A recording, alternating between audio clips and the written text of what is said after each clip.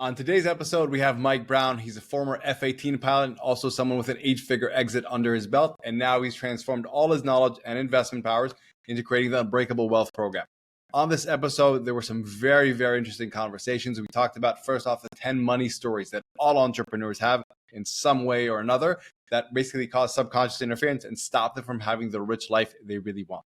We talked about personal examples what we both saw working with billionaires and interacting with billionaires, what we see in ourselves sometimes, what holds us back, and an exact framework on how you can make sure that you understand what's going on with you and what money story is possibly holding you back from your next level of success. Enjoy the episode.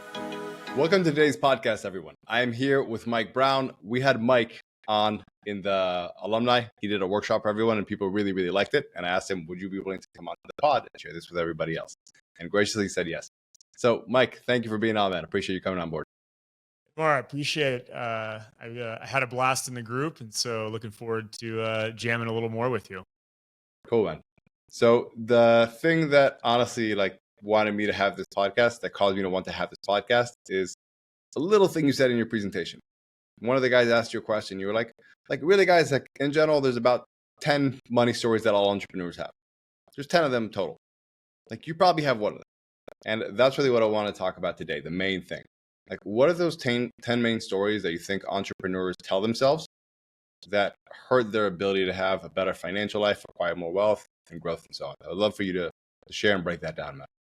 Yeah, definitely. So the first thing I think we back up and talk about what a money story is or why I define it that way. So for me, a money story means a subconscious pattern or subconscious programming that's running in the background that gives us the illusion of free will, but actually is directing the way we make decisions around money. So, a lot of us think that we're making data-driven decisions, but in fact, there's something that happened either in our past, in our childhood, in our adolescence, or even, during our adulthood and entrepreneurial journey. It's actually directing the show, and it's critical to determine what that programming is and kind of separate fact from fiction when it comes to decision making. So at the core of this, really we're trying to get better at decision making and make more objective decisions. And so when we identify these stories, that allows us to go, oh yeah, this is that programming showing up again. Here's what the objective data is saying, and I'm not going to let this cloud my judgment. Does that make sense? It does. So basically you're saying these money stories are, call it the block between an entrepreneur and knowing this is the right thing to do and then them being able actually to do it. Yeah, exactly. And what happens a lot of times, and so this is all very much kind of from my own journey, right? I didn't discover this by accident. I'm not a researcher. I'm in the trenches, as you mentioned, and really is born of my own experience. And so when I sold my company in 2019, I should have had enough money to never work again. And through some, quick financial decisions, I was rapidly deploying my capital into startups, into various investments. I was building this house. Cost overruns started stacking up. I acquired a distressed company, and all of a sudden, 2 years after my exit, when I should have been completely set, I'm more stressed out. I'm wondering how I'm even going to make it and how I got here, right? Ultimately, after this life-changing amount of money. And so I dug into my own subconscious and go, okay, how did I get here? And what are the stories that caused me to push through here? So, a lot of times we hear now people talk about trauma, and money stories could be construed as money trauma, but I think that word doesn't get the reverence it deserves, right? So trauma can be very specific, very bad things that happen to people, but all kinds of stuff happens to us that shapes the way that we relate to the world. It doesn't necessarily have to be a trauma, but it can still imprint a pattern. So when I think about money stories, I'm thinking about how did I grow up in relation to money in my town? How did my parents relate to money? What did they demonstrate? What did I witness as a kid as it relates to money? And all of that shapes our money stories. And so now to get to your question, after doing this work for several years and talking to hundreds of entrepreneurs, it's basically, there's only 8 to 10 flavors of the same story over and over. And they kind of range from scarcity to abundance. And we hear a lot about scarcity and abundance. And if you just have a more abundant mindset, wealth's going to flow to you and money's going to head your way. And if you just get rid of your scarcity, you're going to eliminate all these blockers and limiting beliefs. But, I think that those exist on a spectrum, and the best place to be is actually neutral, because I was incredibly abundant. In fact, I could have used a little scarcity because I was not being a good steward of my wealth. So, when I think about these stories, they all exist on a spectrum. But here's an example. So I think the most Mike, common... Before we jump into ahead. it, can I just summarize what you said to make sure I'm understanding it correctly? Totally. So first off, in regards to money stories aren't necessarily traumatic. So you just seeing the example that your parents laid out is not traumatic. However, it is an example, and it's what your patterning ends up being.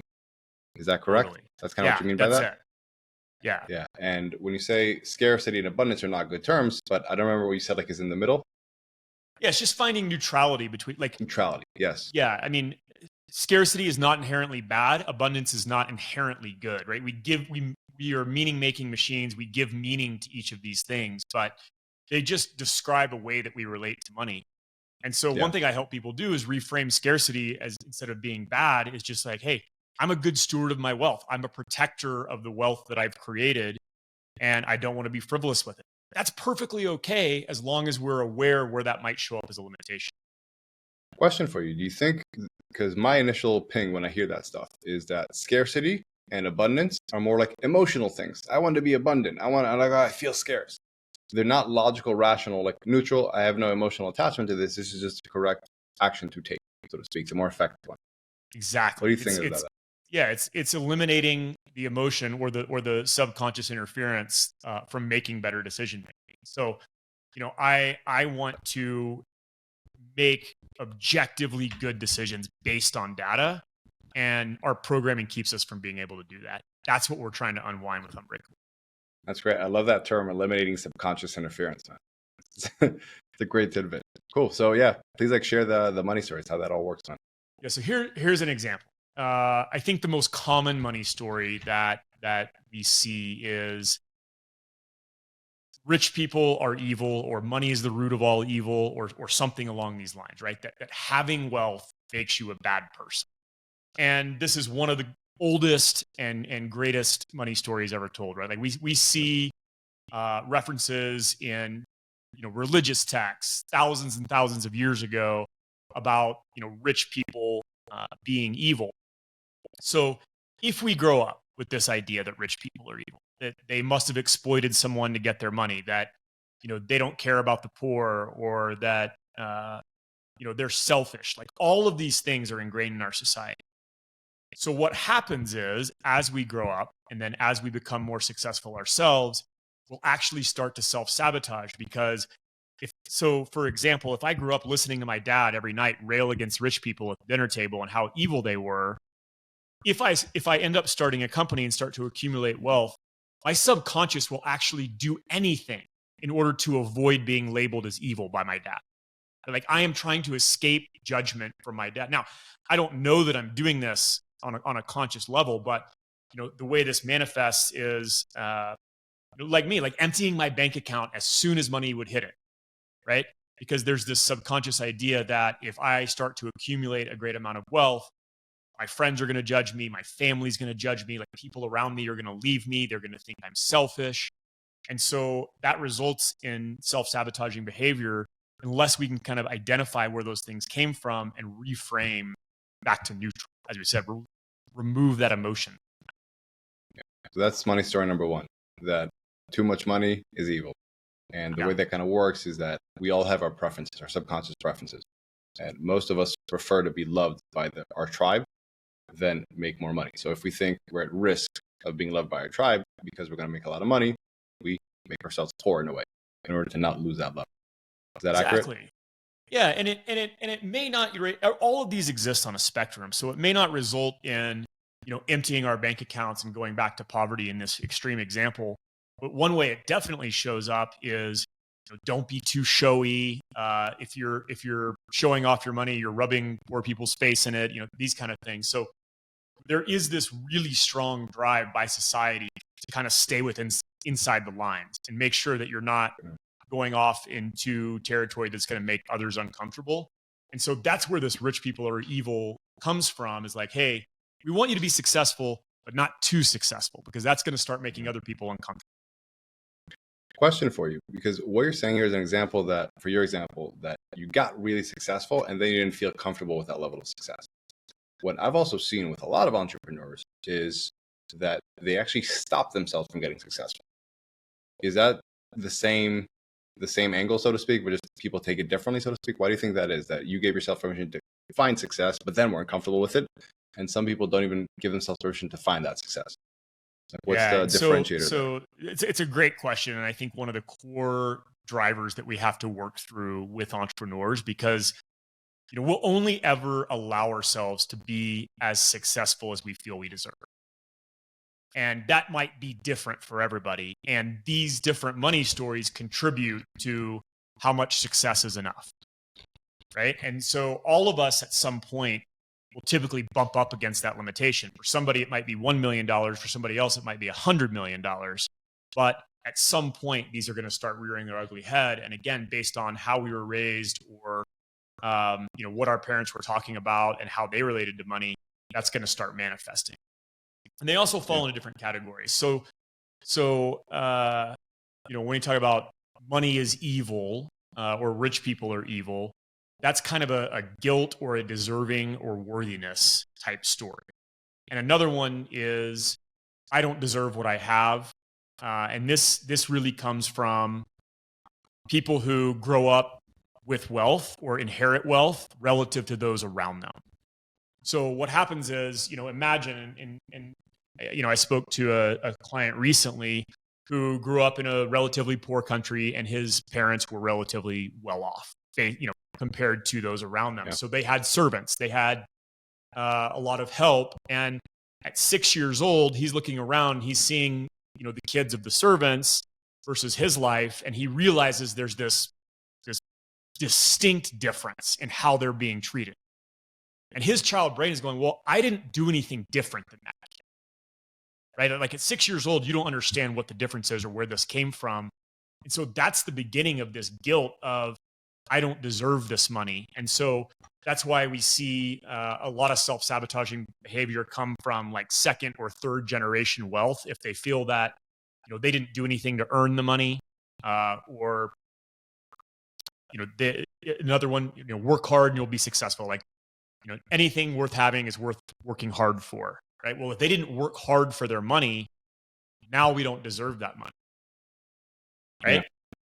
And what's interesting is that some of these are true, right? Like, so you are going to feel judgment if you inherit a lot of money from society. Like people don't like that. Like they're envious. Exactly. So some of these are actually real. Some of them are manufactured by the subconscious, but some of these actually do exist, and we have to figure out how to navigate this. Yeah. This is really interesting because, like, as you know, I used to work as the head of security for a billionaire. So I spent a lot of time in Monaco, in St. Barth, and all these really, really, really wealthy areas, like the most wealthy areas in the world. And I would see so many of the kids, they would just be trying to do anything to escape their lives, whether it's drugs, drinking, or whatever it may be. And I didn't understand that at the time because they didn't have that emotional lexicon, but they were just trying to find a way to blunt that feeling of guilt. Like, how can I escape from this emotion? And right. It was so visible that they don't like, something feels off, so they have to posture. They were very nobody there seemed relaxed. They were very on edge, and there was so much drugs and so much drinking because they just wanted to run away from how they felt about themselves. Yeah, and it makes sense, right? Like, when I talk about this, a lot of times people are like, "Oh, boo-hoo, poor rich kid," but like that's a real problem. You're born into this thing that you didn't ask for, and now everywhere you go. So here's a great example. I was running one of my retreats, and we're talking about money stories, and there's a girl who goes, "Yeah, but what about Kylie Jenner? Like Kylie Jenner just burns me up, right? Like she's on the cover of all these magazines as a self-made billionaire. There's nothing self-made about Kylie Jenner. Like everything she has is because of her family, and that just pisses me off because I've had to work for everything that I have." And I was like, "Whoa, Okay, well, let me ask you a My question. reaction is, Right. Okay. Yeah. yeah. We have these intense reactions. And so, okay, what would she have had to do to deserve that money? And she thought about it for a little while. She said nothing. There's nothing that she could do to deserve it. And then I asked her another question, which is, what would you have to do to deserve that amount of money? And there was just silence. And then I'm telling this story to another client a few weeks later, and I tell him, I get to the part about Kylie Jenner and how there's nothing that she could do to deserve that money.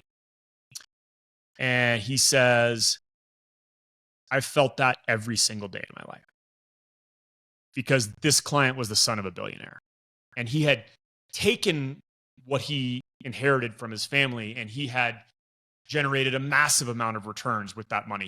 He worked in private equity. He was on fund number 4, 9 figures, 10 figures of profits, return on assets, working 80, 100-hour weeks for years on end. He was completely burnt out.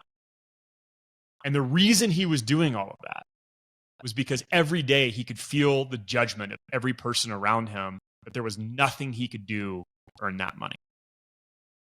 And so, I asked him, if you couldn't do what you're doing now, what would you do? And he had this whole life planned out. He was going to move to his ranch and ride horses with his kids and all of this stuff. He was only in this whole world of private equity and building these massive funds because he felt this heavy weight since he was a kid. Right. And you need to disprove it in some way, basically, to himself, to others, whatever it may be. Right. And it's really difficult to put ourselves in that position if we weren't raised in that position. But what I've really found is, like, what a weight, what a heaviness to be born with is something that you didn't ask for. Yeah. So this is really interesting. I want to ask kind of a different question before we move on, because this word, I don't deserve what I have, or I don't deserve, like, sometimes a lot of times I see it in entrepreneurs, I don't deserve to have that. Like, it's kind of connection of the rich people are evil. I don't want to be one of that, and I don't deserve that level. So they keep themselves small. And a workaround that I found that's very interesting is that you take the whole deserve out of the equation by just saying earn. Like, earn is somehow, for some reason, it's a more logical thing. Like, have you earned it? Yes or no? Can you build this company? Can you grow this company? Then you'll earn the cash returns from it. That's it. And deserve, like you said, it has a lot of religious connotations, I feel. A lot of more like deeper, like, what does that actually mean, deserve? Nobody can quantify that. And I was wondering, what are your thoughts on that use of vernacular? Deserve, like, is it harmful? Like, what are your workarounds? I use earn a lot because I find that simplifies things. So people can be like, oh yeah, if I earn it, then yes, I can have that money. That's fine. Yeah. But deserve is a bit weird. And this is when I work with these specific clients, this word comes into a lot, because number one, again, there's nothing we can do to deserve to be born a billionaire, right? Using that word.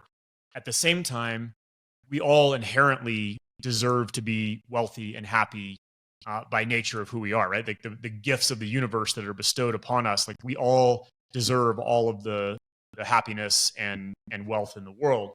And so deserving, like you just pointed out, is a really loaded emotional word.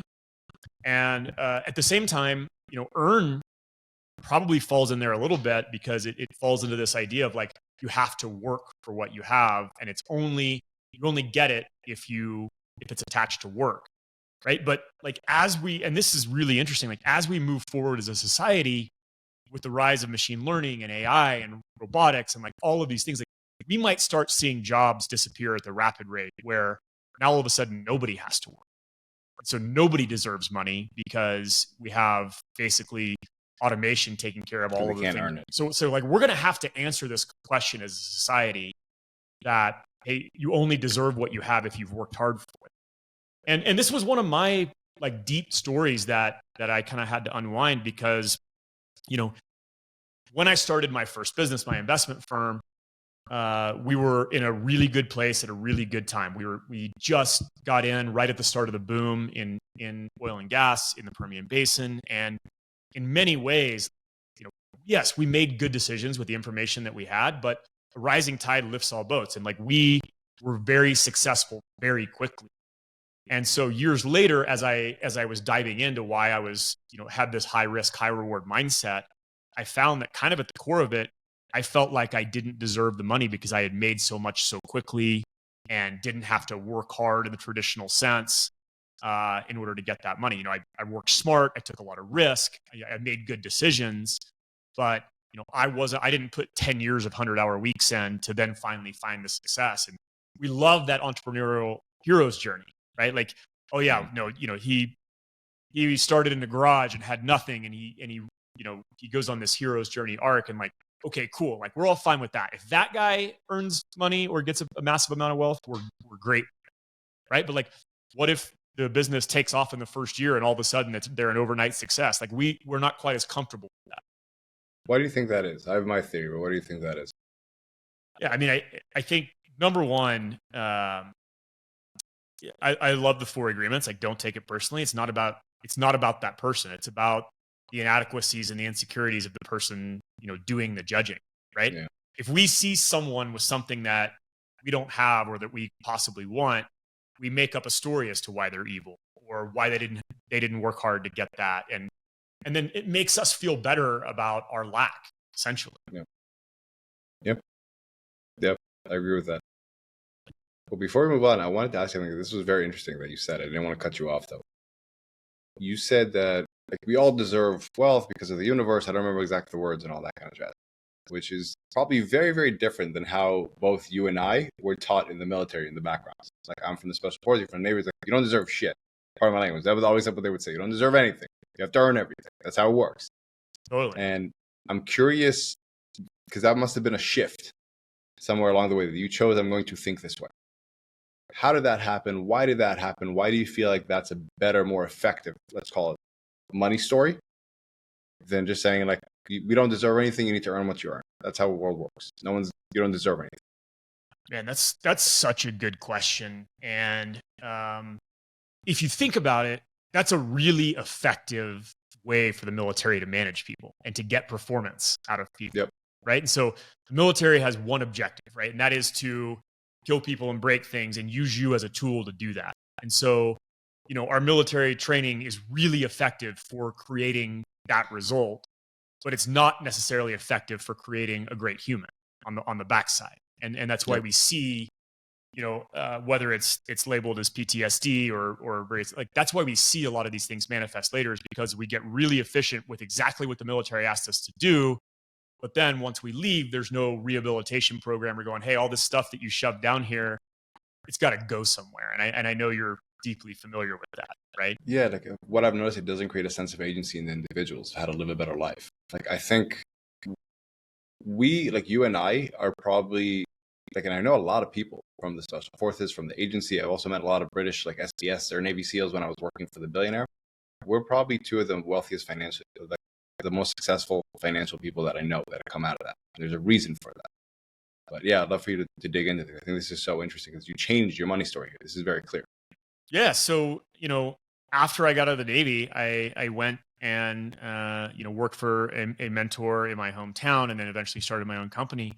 And I was forced to change because all of a sudden I was thrown into this world of wealth and success. And, even though I always dreamed of starting my own company and becoming rich and successful, like when it came, I had to start unwinding some of this stuff. And so, essentially I had to uncouple the idea that money was tied to hard work, because my money was tied to smart investment decisions, right? The smarter that I deployed, the smarter I was when I deployed my capital, the more money I would make. And sometimes those decisions only took 15 minutes, right? It might take 6 months of searching, but like when I make a decision, hey, this is a 15-minute decision. My outcome is not tied to how hard, if I work twice as hard looking at a deal, it doesn't really change the outcome, right? Is this a good deal or is it not? So, I think the purest form of this would be like a Wall Street trader who, yeah, they can work hard doing research and all of that, but really they're making split decisions using the data, and their return can be completely outsized the amount of work that they put in. So it really brought this kind of idea of like, work hard and you'll be successful front and center for me, because I was decoupled from that hard work. Like I was making smart decisions or bad decisions, right? And losing a lot of money. So going back, help me again get to the point where like we all deserve to have financial success. Because that, like when you said that, I was like, something in me was like, I don't like that. Doesn't make sense to me. I don't align with that. And I'm curious, like, Oh, because obviously I respect your opinion on this. I'm curious why you think that. That's a more, I view yeah, you, let's put it this way. I view you as a yeah, very rational individual, a very logical one, and you're very results oriented. Usually when people say everyone deserves everything, it's a kind of fluffy woo-woo crap. You know, like everyone deserves, so they all sit in like a circle by themselves in the flowers and have a good time. So I'd love to like hear your perspective on this because it's not what you usually hear from someone who's as pragmatic as you are. yeah. This is a much deeper conversation, but kind of would play into going on this healing journey and diving into not only trauma work via therapy and psychedelics and PTSD and like learning about all of that, but also diving into meditation and Buddhism and the spiritual world and kind of understanding that we all have a higher self and we are separated from that self by nature of existing in this world, right? Like the only constant for humans is suffering, and that suffering keeps us from being able to access our highest self. So everyone's highest self deserves wealth and freedom and abundance and joy, but our actions aren't necessarily aligned with our higher self. So to me, our mission here on earth is to figure out how we can align our actions and how we can become the best version of ourselves in order to bring ourselves in alignment with that best version of ourselves. Does that make sense? So I'm not saying that people who are lazy or people who are, immoral or any of that like deserve money in their current state, but their highest self, their best self does deserve wealth and freedom. And so it's up to them to go on the path of finding that version of themselves. Does that make sense? Let me try to articulate it in a different way, see if I'm understanding correctly. You're basically saying everyone is worthy of financial success if they do the right things to put themselves in alignment with the best version of themselves that they can be. They Is have to that choose correct? it. Yeah. Like we can either choose to stay in our pain and wallow in victimhood and misery, or we can choose to do the hard work and go on the path of personal development and introspection and, you know, uh, uh, making the hard moves that eventually result in, becoming that best version of ourselves. Like it's not easy. Yeah. Yeah. Right? It's So much like easier for to me wallow that in makes sense. victimhood. Like I connect with that. Like if you're saying everyone can be worthy of it if they decide to take the actions to make themselves to that level, to get themselves to that level. Like yes, absolutely, I get that. Yeah. But I wanted to clarify that. That makes sense to me. Like what I'm Yeah, saying, how totally. you resonates with you. Yeah, and I'm willing to have a difference of opinion on it, but I do think that that consciousness and our nature of existence is a divine gift, and we all have the choice of what do we do with that. And it's unfortunate that so many people on this planet are stuck in suffering and squander the beauty that is this one life. Yeah. Cool, man. Well said. All right. So we got number one, rich people are evil. Two, I don't deserve what I have, around guilt. Yeah. What are the next ones? So we have already uncovered one, which is money requires hard work, right? This is kind of tied to that hustle, that grind, and there's shame if we don't have to work hard for money. And then another one, this goes back to what you said, is like, hey, this idea of self-sabotaging. We're all familiar with the fear of failure. Hey, I'm going to start this company. I'm going to work my ass off so that I don't fail publicly. Yeah. Like that's really scary. But fear of success is actually a little more insidious, right? Which is, I'll do just enough to get by. I'll be just successful enough, but I'm not going to really swing for the fences because I'm afraid of that judgment of peers, of family, of people I grew up with. Like, we are really tied to our tribe and we're terrified of being an outcast. And the more we separate ourselves from the people that we came up with, the more scary that feeling is. And the more we have to face that fear of success. And so, that's a really prevalent one with entrepreneurs. And like I mentioned earlier, it doesn't matter if that limit for you is $1 million or 100 million, like everyone's going to bump up against that limit, that self-imposed limit. And it's really, how do we transition to the other side of that self-imposed upper limits problem? So Gay Hendricks has a great book about this called the The big big leap, which is, yeah, exactly. Like, how do we transition when we start to bump up against the limits of our success? How do we take that leap, to use his language, to the other side? And it really is in identifying where that limit is coming from. Yeah, I want to talk a little bit about it. I think it's so interesting. So the fear of success, the fear of failure, I think it's easy for people to support you. Oh, you're not feeling good about yourself. Like, let's prop you up. The fear of success, like, you're already doing better than us and you're like not comfortable doing even better. It's like, that doesn't, like, I don't care. Go to hell. You know what I mean? It's like, so to speak. Boo-hoo. Like, it's, yeah, exactly. Yep. Boo-hoo. Better said, like, boo-hoo. And I think that's a challenge of it, because it's hard for people to get support from their old circle about it. Your old circle will support you if you have fear of failure because you're in a weak position. But when you're in a strong position and you say, I'm like, oh, I'm not getting even 3 times stronger financially than you guys are, people will usually have that response, boo-hoo. And I think that's why a lot of entrepreneurs, like, it's hard for them to deal with the fear of success because they can't really talk to it with anyone. They can definitely talk about their fear of failure. They can talk about it with their mom, with their dad, with their siblings, with their friends. Like, that's something that other people can empathize with. But it's hard for other people to empathize with the fact that you're already successful and you're afraid to be even more successful. Yeah, I would actually back it up one step further. Most entrepreneurs, when they first hear about fear of success, go, "Oh, that's not me. That's not how I don't limit myself. That's definitely not me." Right? And it's only after you start really diving into conversation and pointing some of these things out that people start to go, "Oh," the light bulb comes on and they go, "Wow, I might have been limiting myself." And you know, I think about this all the time, like, you know, especially for let's say like above average intelligent kids, like school was always pretty easy for me. And so, you know, I was always afraid to play full out. And Elliot Rowe actually has a great thing that he talks about here is like, if you were told your whole life that you can do anything you put your mind to because you're so smart, then you will make sure that's the case. Meaning you will only try to do things that you know you can succeed at, which is a very insidious form of playing small. So like when I think about my first company, like I made a lot of money and it felt really good, but there's a part of me that knows like if I had that governor, that fear of success off, like I could have made 10 times what I made. If I was really swinging for the fences and I was completely unafraid of what that would mean and and if I was completely unafraid of the failure, right? So that's where the fear of success and fear of failure kind of marry up, is we'll try things, but only things we really know we can be good at. I have a question for you here. If I may, like, pry some coaching out of you while we're here. Yeah. So my situation is this, that I grew up in an, like, let's say upper middle class. And I was always comfortable with the idea, whether it's a Jewish mother that always tells you can be whatever you want to be or whatever it may be, that I'm going to be extremely successful. I always knew it. Like, I always had that inherent belief in myself. My wife, however, she grew up in a very different environment.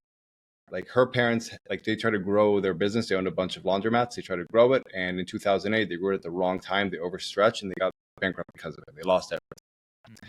And what I notice a lot of times with her, and she's very aware of it, is that as I've kind of ascended financially in this career of entrepreneurship, it feels unstable to her, like this rise, because she associates that with, okay, this is going to be that.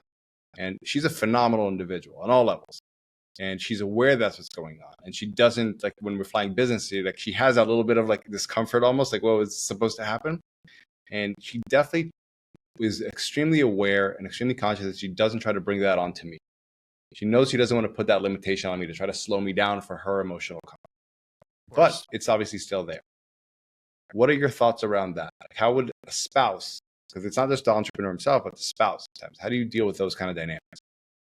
Yeah. So what I talk about is a personal development. And the first step you've already identified is awareness. She's aware that this pattern is coming up. And it makes sense, right? Like, our brains are pattern matching machines. So when she was growing up, she saw as her parents reached this height of success, it was all taken away. So what happens? This idea gets imprinted on our brain. When we reach the height of success, it all gets taken away. Right? So that's going to keep us from pushing, and it's designed to keep us safe. So the way I like to think of it is like Marie Kondo, like, thank you for your service. You've kept me safe up until this point. but now I no longer need this pattern in place in order to keep me safe. I'm actually ready to move on to a new, higher version of myself, right?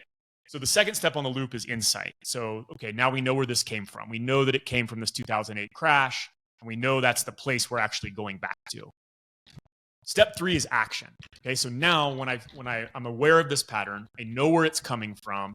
What is the action that I can take in the moment in order to repattern this thing?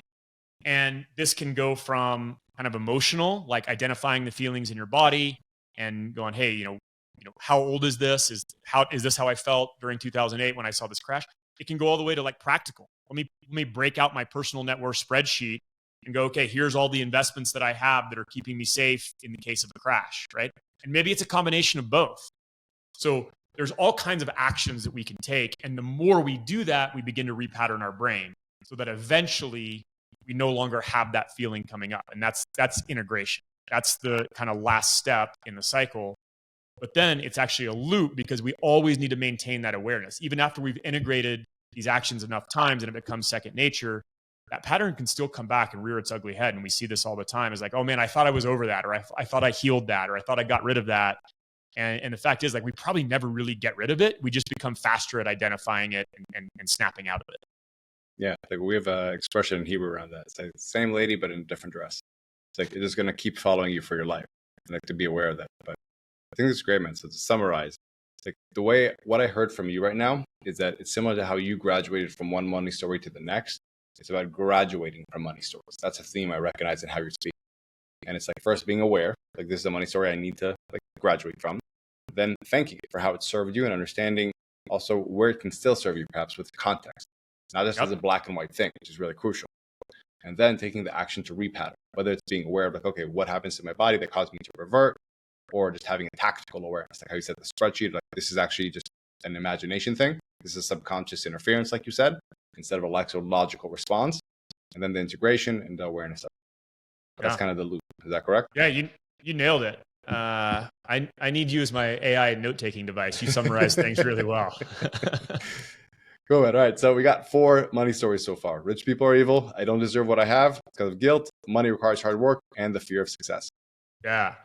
All right. So another one is manifested in this idea of like risk and worthiness. So the money stories here are I'm irresponsible with money. I make bad decisions. I don't worry about money. And then, my self-worth is my net worth. All of these things can result in like compulsive spending, materialism, self-sabotage, taking excessive risk, and all of this, so I can kind of give you my own journey of risk, which is basically, I grew up squarely middle class, but there was 5 kids and there was certainly not enough money to go around. And,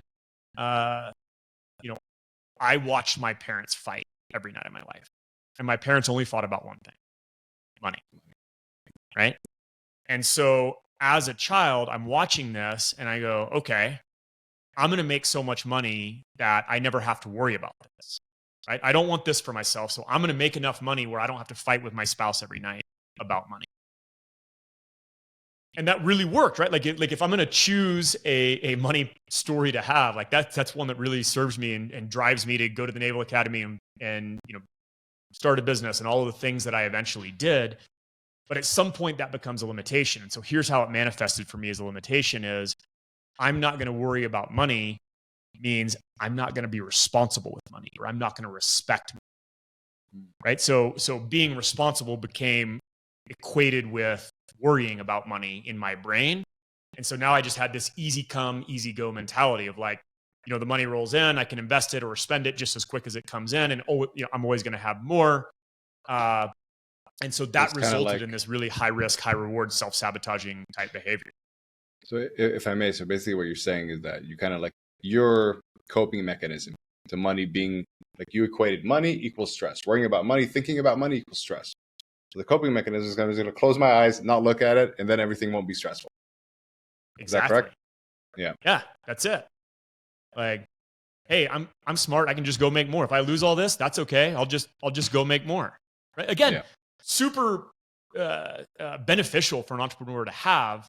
until it becomes a limitation, right? And that's exactly what happened with all of these stories or all of these patterns, is that they can really drive us to our success. And so one of the things people ask me about when they step into this work is, what if I lose my edge?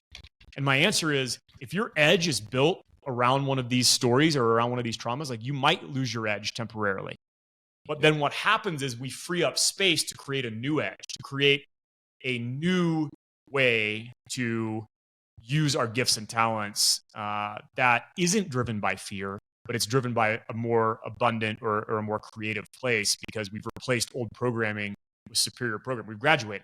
As you said, I really like that term.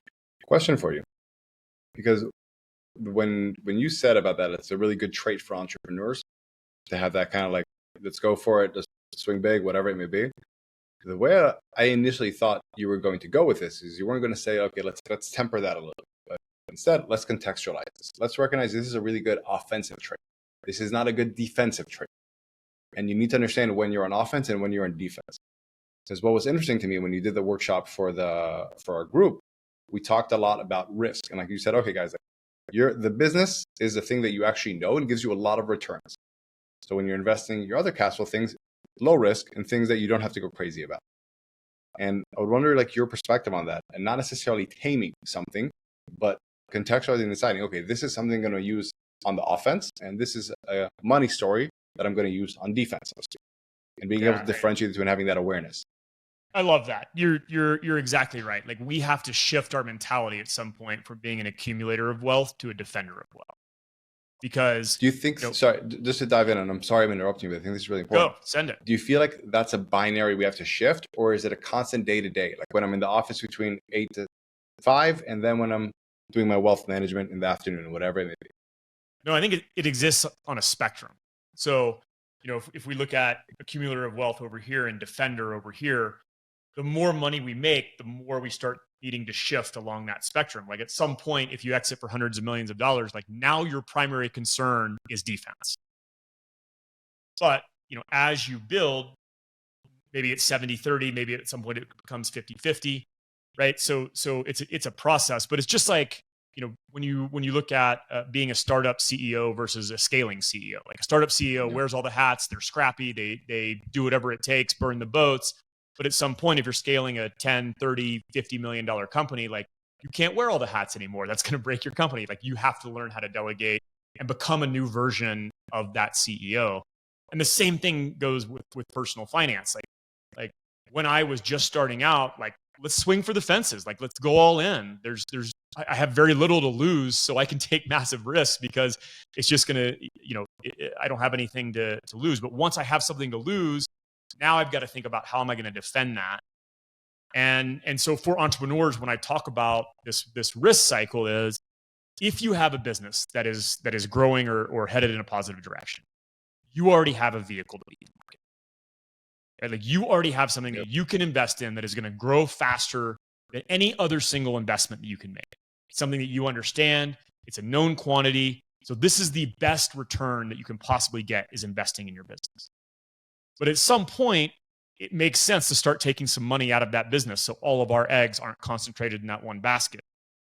But as we're taking money out of the business, our tendency is to do the exact same thing that we've been doing, which is risk it all and go all in on risky things, right?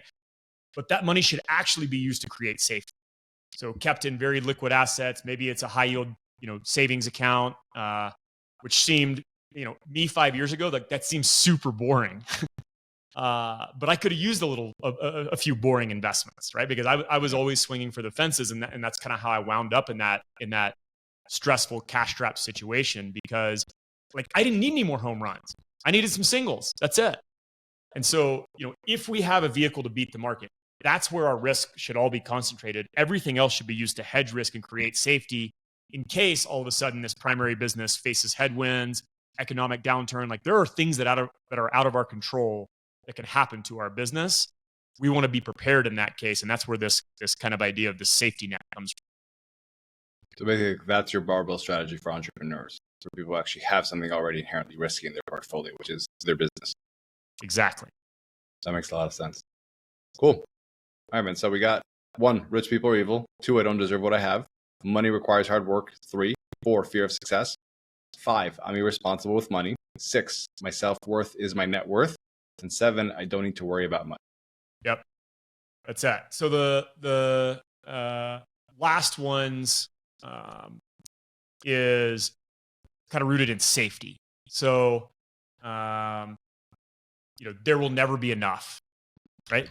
And I've got an example. At my first retreat, there was 2 guys there. One had one was making $16 million a year and spending $17 million. Right? He's on the high risk, high reward. Yep. I'm not going to worry about money. The other guy just sold his company for $16 million. It was all in a savings account. He hadn't made a single investment. He didn't buy himself a new pair of shoes, a new car, and he was still working 80 hours a week. And he told us that his greatest fear was that he couldn't send his kids to college. Right?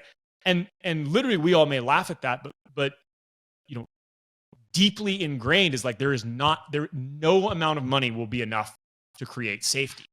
And so, who knows where those stories come from. But, again, if you saw your parents at the height of their success lose everything overnight, that's where a lot of these lack of safety type stories start to creep in. So, there will never be enough kind of results in frugality or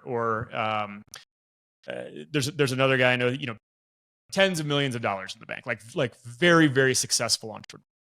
And we were getting ice cream one day, and he asked for some toppings. I think he asked for chocolate chips. And the person goes, "Okay, well, that's going to be extra." And he was like, "Oh, never mind that." Right? And he's like, "Oh, it's like 75 cents." And he's like, "Ooh."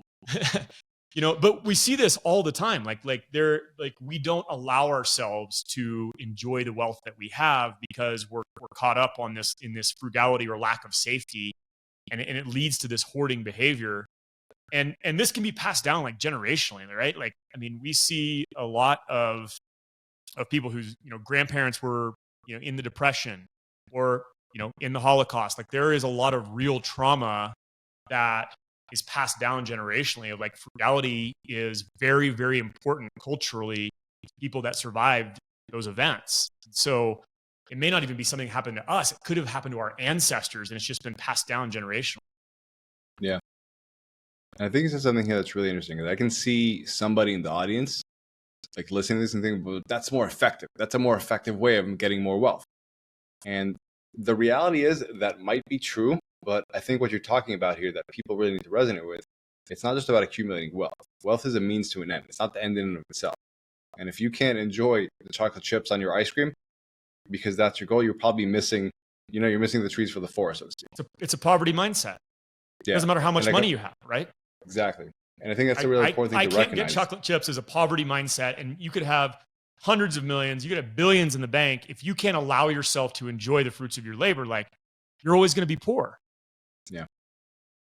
You're going to lead a poor life. And I think that's what's really important for I want to hone this in for people that are listening in. It's that you have to understand what the purpose of your money story serves. Is it only to accumulate more wealth? Is it actually enrich your life? And because that's what the whole purpose of this, correct me if I'm wrong, but your approach to this. It's not just to accumulate more dollars in the bank account, but actually how can you live a richer life? So with people, I always start by defining what wealth is. If we're going to sit here and talk about wealth, we need to understand what we're actually talking about. And whenever we do like a group collective definition of wealth, we usually start off by talking about money, but the definition that we all agree on never ends up really about money. So I define wealth as 4 things: freedom of time, freedom of mind, freedom of health, and freedom of relationships. Because all the money in the world doesn't matter if we don't have freedom in those areas. Right? So wealth is really about freedom. And so money is just a tool to create non-traditional wealth, which is freedom in those 4 particular areas. So money is just a tool. And on the other side of things, like earning money is just a reflection of creating value in the world. Solving a problem that needs solving, like that is, money's keeping score for those things. It can be then used to create freedom. Yeah. Cool. This is big, man. All right. So we're at number 8. What are the rest of them? All right. So Another one that we see quite often, and this falls back into the kind of that guilt, deserving, worthiness category, is money's not for me. So it's okay to spend on other people, but it's not okay to spend on myself. And we see this, and I don't like being gender normative because this can manifest in anybody, but we see this a lot manifesting in women. Like, it's okay to spend on my children, it's okay to spend on my husband, but like, I'm not going to buy a pair of shoes unless they're on sale. Right.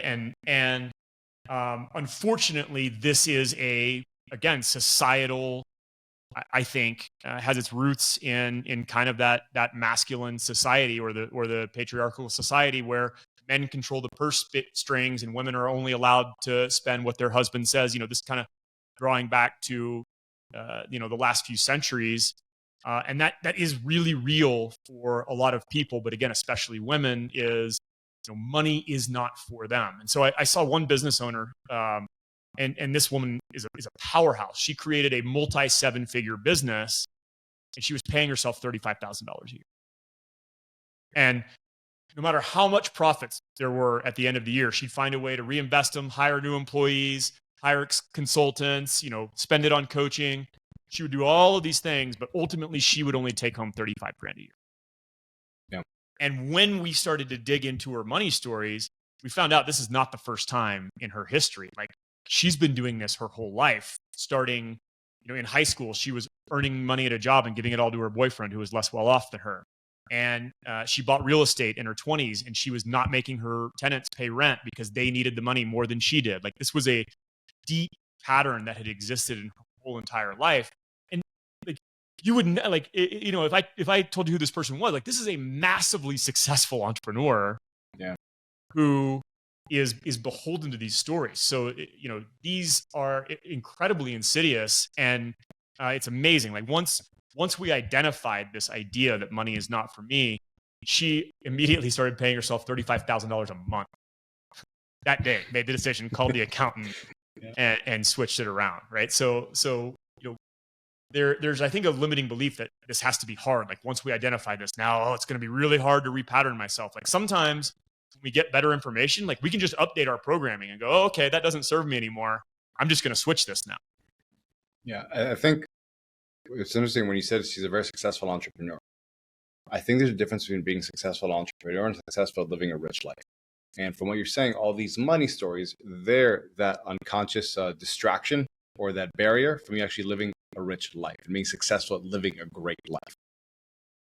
Man, that is so well said. That's exactly right. I mean, most people, when they come to me or your program, quite frankly, like, most entrepreneurs got into business because they didn't want to have a boss. They needed the freedom.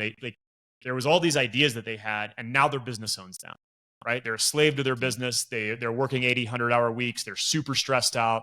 And they're like, what am I doing here anyway? I'm missing time with my kids. I'm building this thing. And it's almost like this compulsion. Right? And it really is all about, like, determining what are our values and then aligning our actions to our values. So to me, a saying I love is like, show me your bank account and show me your calendar, and I'll show you what you value. Yeah. Well, I like to turn that on its head and go, hey, let's build a life of intention. Let's build our perfect calendar. Let's decide how we want to allocate our money that actually serves our values and make that a reflection of who. Yeah, I work in a very similar way. So when I try to take an entrepreneur, let's say from 6 or 7 to 8 or 9 or whatever it may be, I first say, okay, like, let's be intentional about it. How would somebody at the next level of your success need to operate at? And then we say, okay, this is the kind of what values they would need to hold, what they would need to prioritize in life. Then let's distill that into very clear action. Now, and only now that we're clear what your next evolution is, let's figure out what old stories, old mental blocks, whatever it be, are holding you back from that. And from what I'm hearing from you, like, that's how you utilize these money stories. I'm saying, okay, let's figure out how you should think about yourself if you want to have a really rich life. Now, after we're clear on that, which one of these 10 money stories do you think is interfering with that? Because that's the one we need to work on. Is that correct? Yeah, that's it. And I'll also, I want to be clear that most of us have 3, 4, 5, 6, 7 of these all working in tandem, right? So it's rarely as cut and dried as like, this is the one thing that was holding me back. Like, usually there's layers of fear of success and rich people are evil and money is not for me. and they all kind of create this blend of different limiting beliefs that are keeping us stuck. But yes, in essence, what you're saying is, hey, let's map out what a rich life or what my ideal life actually looks like. And now let's just work backwards.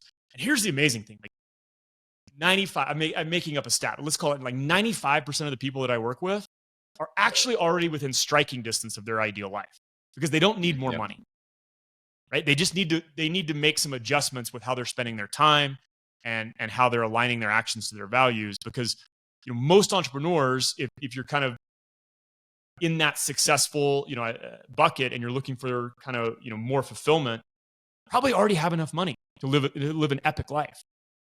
Yeah. Cool, man. So do we have one more left, or did I mix two into one? You've been keeping track. I love it. So the last one is rare, but it's definitely very pervasive and insidious in our society, which is money is a tool to exert power. And so, there are, one example is, I had a client who talked about growing up, her dad would work all day. He would come in and he would throw money on the floor and make her mom like run down and pick it up off. Right. Like, and so a lot of times we'll see money as a tool to control the people around us. Or, again, husbands who give their wife a strict budget or, give them grocery money and control the purse strings as a way of controlling their environment. And again, that manifests, a lot of times we see people who are raised in that paradigm either, continue that paradigm and use money as a tool to exert power, or go full opposite and go, I don't want any money.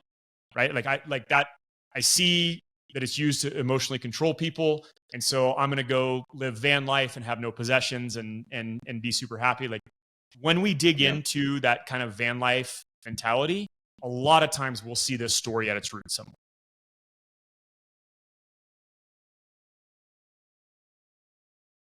Yeah, I can see that in myself, from previous self. When I finished working at the special forces and then in the agency, which in the agency I made a lot of money for a very young kid. And I didn't like the constructs over there that you don't have entrepreneurial freedom.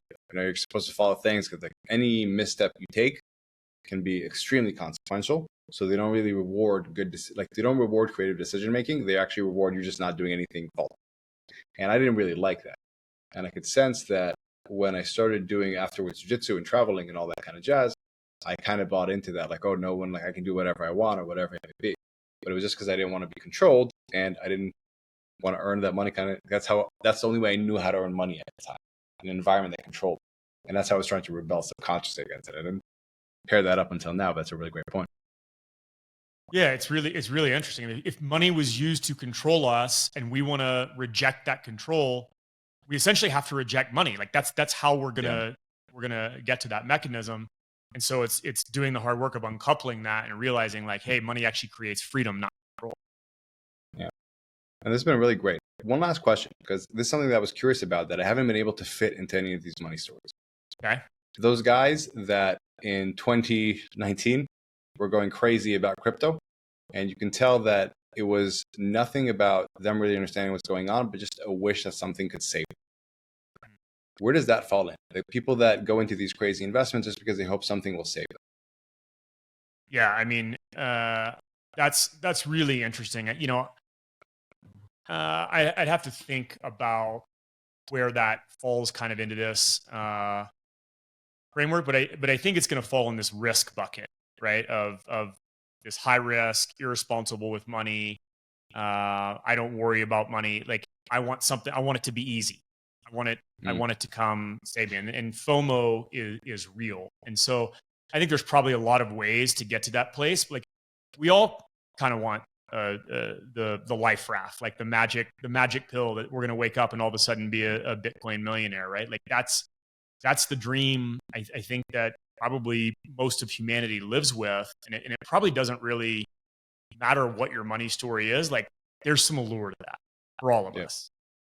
Right. And even as a savvy investor, like as Bitcoin's running up, I bought some, right? Like, and I had already made some money with Bitcoin, but like as it hits new highs, like there's a fever pitch that starts to happen. It's like, oh my God, am I missing out, right? And so a lot of that is driven by FOMO, and again, yeah, that idea of easy money. And so I think all of us probably all susceptible to that at some point. Yeah. Yeah. Cool, man. So I want to say, first off, thank you for your time. This was a really interesting conversation. I really love the framework that you have and how this all works. Can you please tell people how they can learn more about you, how they can follow you, how they can join possibly one of your programs? Yeah, definitely. So you can follow me on Instagram at mbrown.co. I send a free weekly newsletter on finance. A lot of it is unwinding some of these money stories, and that comes out on Fridays. You can go to unbreakablewealth.com and sign up there. And then, yeah, if you're interested in diving in the coaching programs, it is by application only. We want to make sure that people in the program are a fit to be able to take advantage of the strategies that we teach. But you can head over to unbreakablewealth.com and apply, and yeah, we'll have a conversation about whether the program's a fit for you or not. Yeah. And I want to say, first off, we're going to have all these links in the show notes so you guys can find them there. That's number one. Two, I'm actually subscribed to Mike's newsletter. It's a really good newsletter. Like, highly actually recommend it. Not just to like spam your inbox. That's really, really good stuff. Very interesting reads. That's number one. And again, man, I want to say thank you. So to kind of recap, 10 wealth stories that entrepreneurs carry. Some mix of them. 1, rich people are evil. 2, I don't deserve what I have because of guilt. Money requires hard work. And 4, fear of success. 5, I'm irresponsible with money. 6, my self-worth is my net worth. 7, I don't need to worry about money. 8, there will never be enough. 9, money is just not for me. And 10, money is a tool to exert power. So if I don't want to be controlled, I need to avoid it. I think these are really powerful things, guys. And I want to say, Mike, again, thank you for sharing these lessons with us. Any last thing you want to say before we get going for today? Yeah, I mean, we already talked about it, but I want to just reiterate that, like, all of these patterns evolve to keep us safe. So it isn't about getting rid of these things. It's about understanding in when and which context we want to use these, because sometimes they still might keep us safe. So we don't want to eliminate these from our lives. They can become superpowers if we're aware when they become limitations. So I would say that. And then the second thing I would say is, if there's a story you feel like that doesn't fall into this certain category, recognize there's a lot of flavors. These have kind of been distilled down from a lot of conversations. Everybody's got their own unique story. There's always nuance, and it's probably a combination of some of these. These are just the most common ones that I've seen, and people really do kind of align into these buckets the more and more I do this work. Yeah. Awesome, man. All right. Thank you very much, Mike. Appreciate you being on the podcast, and we will see everybody next week. Bye, guys.